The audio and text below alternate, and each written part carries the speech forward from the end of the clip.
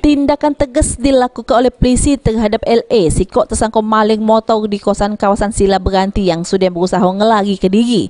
Di mana dengan tindakan tegas polisi tersebut, LA mesti mengalami luka tembakan di bagian sikilnya. Sesudah dilakukan perawatan di RS, LA selanjutnya digawak ke Polresta Palembang guna dimintai keterangan.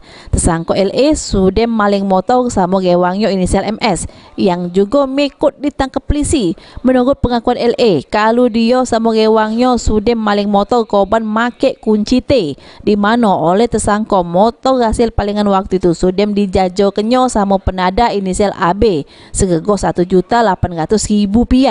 Lalu hasilnya dibagi dua oleh mereka. Alasan kemaling motor itu? Anak bini. Ini pada ini. Berapa anak?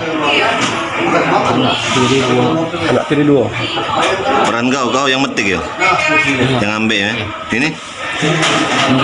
Oh, pakai apa? Metik ya? Kunci T. Kunci T. Kau jual di mana barangnya? Di barangannya. Berapa kau jual? 800. Akibat perbuatannya, LA sama MS ini dijebloskan di jero sel tahanan Polresta Palembang guna nanggung jawab ke perbuatannya. Abidin Yuwanto, PAL TV.